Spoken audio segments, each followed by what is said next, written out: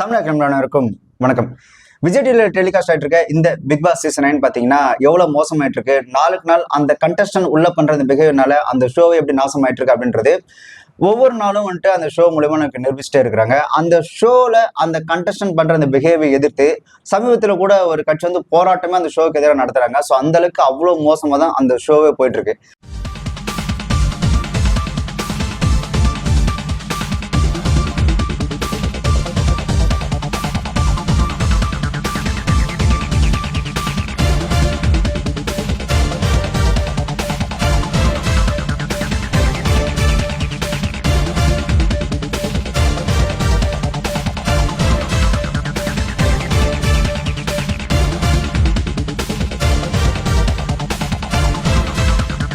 அந்த ஷோக்கு எதிராக வெளியில போராட்டம் பண்ணிட்டாங்க. அந்த ஷோவை பார்க்குற மக்களும் அந்த ஷோவை கழுவி ஊத்துறது மட்டும் இல்லாம சரி வெளியில இருக்கவங்க தான் இப்படி பண்றாங்க அப்படின்னு பார்த்தீங்கன்னா அந்த ஷோவை லீட் பண்ணி கொண்டு போற அந்த ஆங்கருமே அந்த கண்டஸ்டன்ட் பண்ற அந்த பிஹேவியர் பார்த்துட்டு வாந்தி எடுக்காத குறையா நீங்களாம் என்ன கருமத்தை பண்ணிட்டு இருக்கீங்கன்னு தெரியுதா அப்படின்னு சொல்லி அவரும் கழுவி ஊத்திட்டாரு. சரி அவரு தான் அப்படின்னு பாத்தீங்கன்னா அந்த ஷோவை டேக்கிள் பண்ணி கொண்டு போற அந்த பிக் பாஸ் இருக்குல்ல, அந்த பிக் பாஸ்மே வந்துட்டு உங்களை வச்சு என்ன பண்றேன்னே தெரியல, சேதிக்கிட்டையும் திட்டு வாங்குறீங்க, என்கிட்டயும் திட்டு வாங்குறீங்கன்னா நீங்களா என்னதான் பண்றீங்கன்னு தெரியல அப்படின்னு சொல்லி ஆங்கரும் சரி அந்த ஷோ அந்த டேக்கிள் பண்ணி கொண்டு போற அந்த பிக் பாஸ் அந்த வாய்ஸும் சரி அவங்களுமே அந்த கண்டஸ்டன்ட் கழுவி ஊத்திட்டாங்க. பை தி வே நேத்து டாஸ்க் அம்ச்சது நீங்க பெர்ஃபார்ம் பண்ணலங்கிறதுக்காக கிடையாது, ஒரு வெரைட்டி வேணுங்கிறதுக்காக தான். ஸோ ஃபன்னா ஒரு டாஸ்க் அம்ச்சேன். சேது சார்ட்டையும் திட்டு வாங்குறீங்க, என்கிட்டயும் திட்டு வாங்குறீங்க, இது எப்படி தெரியுமா இருக்கு? என்ன செய்ய போற? கூப்பிட்டு வச்சு திட்டு போற அவ்வளவுதானே? போ, இப்படிதான் இருக்கு. இதை பார்க்கும்போது நமக்கு என்ன தோணுது, அவங்க பண்ற தப்பெல்லாம் வந்துட்டு இந்த பிக் பாஸும் சரி இந்த பிக் பாஸ் ஆங்கர் பண்ற அந்த விஜய் சேதுபதி அவர்களும் சரி எப்படி தட்டி கேட்டாங்க பாரு, எப்படி கழுவுத்தினாங்க பாரு அப்படின்னு நமக்கு தோணும். பட் அந்த ஷோ நல்லா பார்த்தோம் அப்படின்னா வெளியில இவங்க எப்படி இருந்தாலும் உள்ள போனதுக்கு அப்புறம் ஒரு பிக் பாஸ் அப்படின்ற ஷோக்குள்ள போனதுக்கு அப்புறம் இவங்க உள்ள போயிட்டு அவங்க மாறுவாங்க, அவங்க வந்துட்டு ஷோ மாத்தும், அதை வந்து ஆங்கர் மாத்துவாரு அப்படின்னு பார்த்தா பட் அந்த ஷோ எப்படி இருக்குன்னா பூவோட சேர்ந்த நாரும் வணக்கம் அப்படின்றது இல்லாம குட்டையில விழுந்த பன்னி மாதிரி ஆயிட்டாரு அந்த ஷோ ஆங்கர் பண்ணி கொண்டு போற விஜய் சேதுபதி அவர்கள். இது வந்து அவர் மேல இருக்க ஒரு நல்ல மதிப்புனால சொல்ற ஒரு விஷயம் தான். ஏன்னா விஜய் சேதுபதி அப்படின்னு அவர் வந்து நம்ம யோசிச்சாலே அவர் மேல வந்துட்டு ஒரு நல்ல இந்த சொசைட்டில ஒரு நல்ல ரெஸ்பான்சிபிளான ஒரு பர்சன் அப்படின்ற மாதிரி தான் நம்ம அவரை நினைக்கும் போது யோசிக்க தோணுது. பட் இந்த ஷோல அவர் பார்க்கும்போது இவர் வந்து அந்த கண்டஸ்டன்ட் அவரோட வழி கொண்டு வந்து இப்படிதான்ப்பா இருக்கணும் அப்படின்னு சொல்லி இவர் அவங்கள மாத்துவார் அப்படின்னு பார்த்தா நாளுக்கு நாள் விஜய் சேதுபதி அவர்கள் அந்த கண்டஸ்டன்ட்க்கு ஏற்ற மாதிரி இவரு மாறிட்டாரு. அந்த ஷோ மூலியமா அந்த கண்டஸ்டன்டோட ஒரிஜினல் பிஹேவிங் என்ன, அவங்க எவ்வளவு காஜ் எடுத்து சுத்துறாங்க, அவங்க எவ்வளவு வந்துட்டு ஒரு மாதிரி ஒஸ்டா இருக்கிறாங்க, கேவலமா இருக்கிறாங்க அப்படின்றத மக்களுக்கு தெரியறது அது ஒரு பக்கம் இருந்தாலும் இந்த ஷோ ஆங்கர் பண்றது மூலியமா விஜய் சேதுபதி ஒரு கேரக்டர் இப்படிதானா அப்படின்ற மாதிரி மக்கள்கிட்ட ஒரு போற்றி ஆகிற மாதிரி தான் அவரோட பிஹேவிங் இருக்கு. அதான் சொன்னாலே அந்த வாந்தி அடிக்கிறது, மரியாதை எல்லாம் பேசுறது, அவருமே கூட அவங்களுக்கு எப்படி சொல்ற இறங்கி நான் வந்து இந்த ஷோவை எப்படி டேக்கிள் பண்ணி எப்படி ஹேண்டில் பண்ணி கொண்டு போறேன் பாருங்க அப்படின்ற அந்த ஒரு தோணியில அவங்களுக்கு ஏத்த மாதிரி நானும் பேசுறேன் அப்படின்னு இவரோட இடத்துல இருந்து ரொம்ப இறங்கி வந்து அவரோட கேரக்டரை அவரே ஸ்பாயில் பண்ணிக்கிறாரோன்ற ஒரு ஃபீல் ஒண்ணு இருக்கு. எனக்கும் விக்ரமுக்கும் எந்த கள்ள தொடர்பும் இல்லை. யாருக்கு ஒரு லேபிள் வச்சு லேபிள் பாரு விக்ரம் கனி நான் பண்ணிட்டே இருக்கோம் ஷோல எஃப்ஜே நான் வச்சுக்கோங்க. அண்ட் இதுல இன்னொன்னு யோசிக்க வேண்டிய ஒரு முக்கியமான ஒரு விஷயம் என்ன பாத்தீங்கன்னா ஒவ்வொரு வாரமா அந்த கண்டஸ்டன்ட்டை வந்து பிக் பாஸும் சரி அந்த பிக் பாஸை ஹோஸ்ட் பண்ற அந்த ஆங்கரான விஜய் சேதுபதியும் சரி நாங்க வந்துட்டு அவங்களை கழுவி ஊத்துட்டோம் அப்படின்னு சொல்லி ஒவ்வொரு வாரமும் அந்த கண்டஸ்டன்ட்டை இவங்க எல்லாம் அசிங்கப்படுத்திட்டு இருக்காங்க இல்லையா.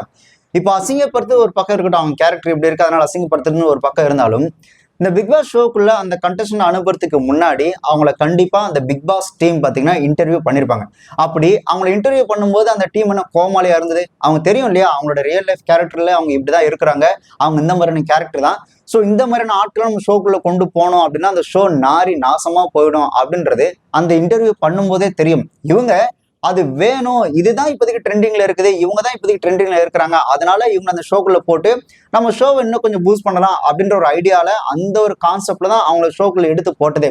அதாவது இவனுங்களே அவங்கள வந்து ஷோக்குள்ள எடுத்து போட்டுட்டு இப்போ ஒவ்வொரு வாரமும் வந்துட்டு அந்த கண்டஸ்டன்ட் அசிங்கப்படுத்துறது அப்படின்றது அது ரொம்ப ஒரு கேவலமான ஒரு விஷயமா தான் இருக்கு. என்னமோ அந்த பிக் பாஸ் ஷோ நடத்துற ரொம்ப யோகியம் அப்படின்ற மாதிரி அவங்க வந்துட்டு ஒவ்வொரு வாரமும் அசிங்கப்படுத்திருக்கலாம். அவங்க இன்டர்வியூ பண்ணதும் ஒன்று தெரியல, அவன் கேரக்டர் இப்படிதான், அவங்களோட பேக்ரவுண்ட் இப்படிதான் இருக்கு, அவங்க எல்லாரும் இப்படிதான் இருக்கிறாங்க. ஸோ இவங்கள வந்துட்டு இந்த டீமுக்குள்ள எடுக்கிறோமே இது ஷோக்கு ஒத்து வருமா அப்படின்னு நீங்களாம் யோசிச்சிருக்கணும். நீங்க இன்டர்வியூ பண்ணும்போது கோமால இல்ல தெரிஞ்சு தெளிவா தானே இவங்க அந்த ஷோக்குள்ள அனுப்பிருக்கீங்க.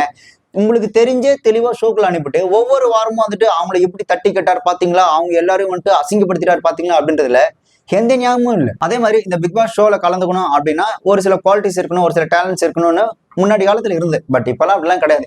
நீங்க இப்போ இருக்கிற அந்த லைன் மேட்டுக்கு ட்ரெண்டிங்ல இருக்கிறீங்களா இல்லையா அப்படின்ற ஒரு விஷயம் மட்டும்தான். இன்னொன்னு இதெல்லாம் தாண்டி அந்த ஷோ ரன் பண்ற அந்த ஷோ ப்ரொடியூசர் இருக்காங்க இல்லையா, அந்த ப்ரொடியூசருக்கு உங்களுக்கு தெரிஞ்சிருந்தா போதும். விஜய் டிவில இருக்க ஹெச்ஆர், அந்த ப்ரோக்ராம் ப்ரொடியூசர், அப்படின்னா அந்த ஹெட் லெவல்ல இருக்கக்கூடிய அந்த முக்கியமான பர்சன் உங்களுக்கு தெரிஞ்சாலும் போதும். நீங்க அவங்க அப்படியே காக்கா அப்படி ஷோக்குள்ள போயிடலாம். அண்ட் அதே மாதிரி அந்த ஷோவோட வின்னர்ஸ் எல்லாம் யார் யாரா இருப்பாங்க அப்படின்னு பாத்தீங்கன்னா, அந்த விஜய் டிவிக்கு ஒரு 6 மாசம் 1 வருஷம் நீங்க அடிமையா இருக்கிறதுக்கு யார் ஒத்துக்குறீங்களோ அவங்க மட்டும் தான் ஷோவோட டைட்டில் வின்னரா இருப்பாங்க.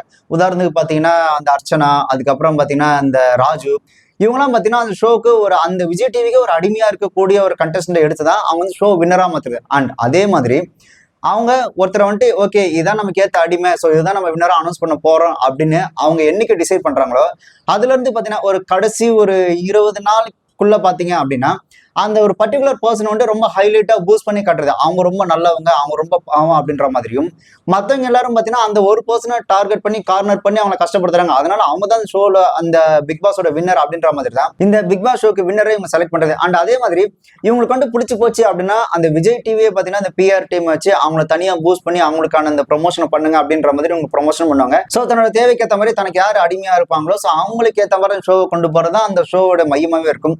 அண்ட் இது எதுக்கு சொல்றேன் அப்படின்னா, இப்போ ரீசெண்ட் டைம்ல பாத்தீங்கன்னா ஆஹா விஜய் சேதுபதி என்னம்மா அவங்களோட கேள்வி கேட்டு கழுவி ஊத்தி அவங்க அசிங்கப்படுத்தினா தெரியுமா அப்படின்னு சொல்லி அந்த ஷோ ஒவ்வொரு வாரமும் கழுவி ஊத்துறாங்க இல்லையா. இதை வந்து ஒரு விஜய் டிவி மட்டும் இல்ல, இப்ப இருக்கிற இந்த யூடியூபர்ஸும் கிட்டத்தட்ட அதே தான் பண்றாங்க. இங்க நிறைய பேர் பாத்தீங்கன்னா இன்ஸ்டால ஏதாவது பண்ணி பிரபலம் ஆகணும் அப்படின்றதுக்காக ஒரு சில பெண்கள் பாத்தீங்கன்னா இந்த உடம்ப காமிச்சு வீடியோ போடுறது, அதுக்கப்புறம் பாத்தீங்கன்னா இந்த ஜென்ஸ் எல்லாம் பாத்தீங்கன்னா பைத்தியக்காரத்தன்மை வீடியோ போட்டு அவங்க ஏதோ ஒன்று பண்ணிட்டே இருப்பாங்க. இந்த பைத்தியக்காரத்தன்மை வீடியோ போடுறவங்கள எவனோ ஒருத்தன் ஏதோ ஒரு இடத்துல டக்குன்னு ட்ரெண்ட் ஆயிடுவான். அந்த ட்ரெண்டான ஒருத்தனை என்ன பண்ணுவானுங்க அப்படின்னா, நம்ம ஆளுங்க மீம்ஸ் போட்டு கலாய பண்ணுங்க, அவனோட அந்த கமெண்ட் செக்ஷன்ல போட்டு பயங்கரமா கலாய்ச்சி தள்ளுவாங்க இல்லையா. ஸோ அவன் ஏதோ ஒரு இடத்துல ட்ரெண்ட் ஆயிடுவான். அதை இந்த யூடியூபர்ஸ் முக்கியமா இந்த பின்கட்டையெல்லாம் இருக்கிறான் பாத்தீங்களா, அவன்லாம் இருக்கிறதுலே மோசமானவன். அவனுக்கு என்ன பண்ணுவானுங்க அப்படின்னா, அந்த ட்ரெண்டான ஒருத்தனை பிடிச்சிக்கிட்டு நாங்க உங்களுக்கு காசு தரோம், நீங்க எங்க சேனலுக்கு இன்டர்வியூ கொடுங்க அப்படின்னு சொல்லி இவனே அந்த அந்த பைத்தியக்காரத்தனை பண்ண அந்த ஒரு ஆள்கிட்டயோ இல்ல அந்த உடம்ப காமிச்சு சம்பாரிச்சு அந்த ஒரு சில பெண்கள் கிட்டயோ காசை வாங்கிட்டு இவனுங்களே வந்துட்டு நீங்க எப்படி இப்படிலாம் பண்றீங்க, உங்களுக்கு எப்படி இதெல்லாம் தோணுச்சு, இதெல்லாம் நீங்க எந்த அளவுக்கு யோசிச்சு பண்றீங்க அப்படின்னு சொல்லி இவனுங்களே ட்ரெண்ட் பண்ணி விட்டுருவானுங்க.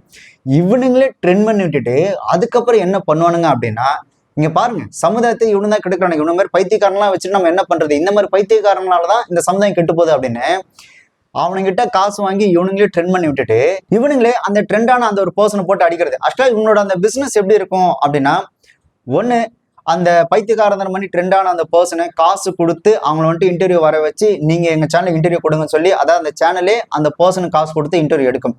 இன்னொன்னு ஆல்ரெடி இவனுங்க பயங்கர ஃபேமஸ் ஆயிட்டாங்க அப்படின்னா இவனுங்க என்ன பண்ணணும்னா எங்க சேனலுக்கு வந்து நீங்க பேசுங்கன்னு அந்த சேனல் அவங்களுக்கு காசு கொடுக்கும். ரெண்டே விஷயம் தான். ஃபர்ஸ்ட் இந்த சோசியல் மீடியால ஏதோ பண்ணி ட்ரெண்டான ஒருத்தனை கூப்பிட்டு வந்து நாங்க உங்களுக்கு காசு தரோம் எங்க சேனலுக்கு நீங்க இன்டர்வியூ கொடுங்க அப்படின்னு சொல்லி அந்த சேனலுக்கு இன்டர்வியூ கொடுக்க வச்சு அவங்க ஃபேம் ஆக்கி விட்டுறது.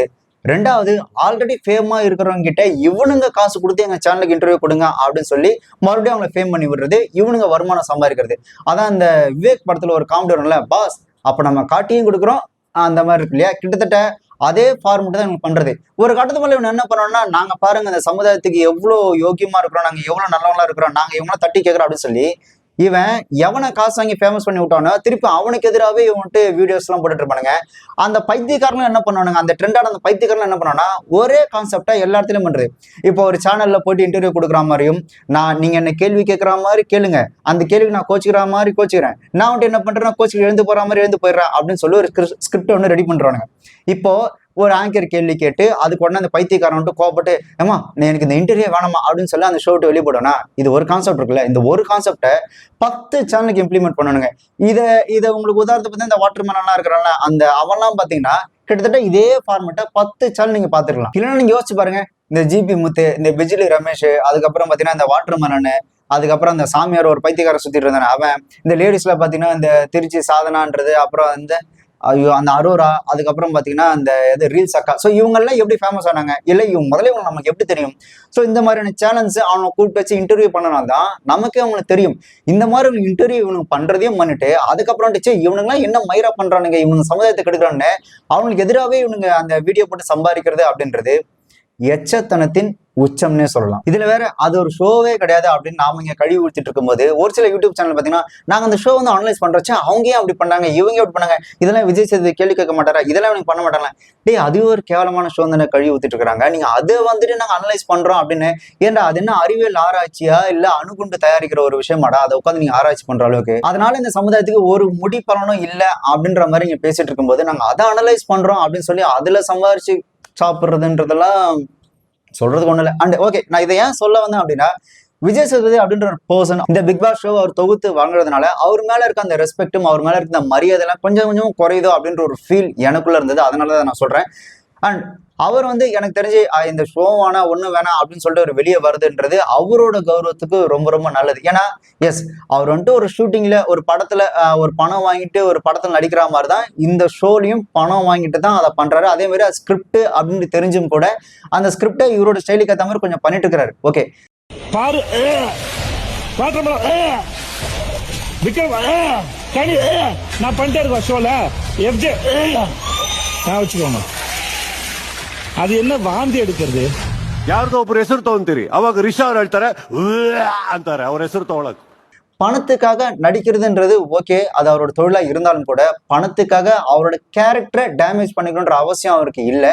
பட் அதை வந்து இந்த ஷோ மூலியமா அவர் தொடர்ந்து அந்த கேரக்டரை டேமேஜ் பண்ணிக்கிறாரோ அப்படின்ற ஒரு வருத்தம் இருந்தனாலதான் இப்ப நான் அதை பத்தி சொல்லிட்டு இருக்கிறேன். ஹலோ மக்கள், இன்னைக்கு நான் செம்ம ஆஃபரோட வந்திருக்கேன். அது என்னன்னு பாத்தீங்கன்னா இந்த ஸ்டைலிஷான ஸ்லிங் பேக். இந்த ஸ்லிங் பேக்ல நிறைய ஃபெசிலிட்டிஸ் இருக்கு. இந்த ஸ்லிங் பேக்ல நீங்க உங்களுக்கு ஏற்ற மாதிரி பின் செட் பண்ணி உங்களோட செக்யூரிட்டி லாக் பண்ணி வச்சுக்கலாம். உங்களுக்கு ஏற்ற மாதிரி இதுல பின் செட் பண்ணி வச்சுக்கலாம். இந்த ஸ்லிங் பேக்ல நீங்க பவர் பேங்க் மூலமா கனெக்ட் பண்ணி உங்க மொபைல் போன்ஸை சார்ஜ் பண்ணிக்கலாம்.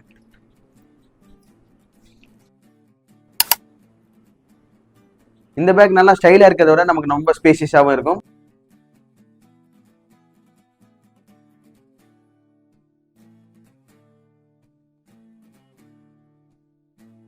ஸ்லிங் பேக்கை நீங்க ரெண்டு பக்கமாகவும் கனெக்ட் பண்ணிக்கலாம், எய்தர் ரைட் சைடு இல்லைனா உங்க லெஃப்ட் சைடு. இந்த ஸ்டைலிஷான ஸ்லிங் பேக் நம்ம மேபிஃபை ஆப்ல ஜஸ்ட் 350 rupees. ஆல் இந்தியா ஃபுல்லா cash on delivery with 7 days ரீப்ளேஸ்மெண்டோட. ஸோ இந்த ப்ராடக்ட்டை நீங்க நம்ம மேபிஃபை ஆப்லயும் ஆர்டர் பண்ணிக்கலாம், மேபிஃபையோட வெப்சைட்லயும் ஆர்டர் பண்ணிக்கலாம்.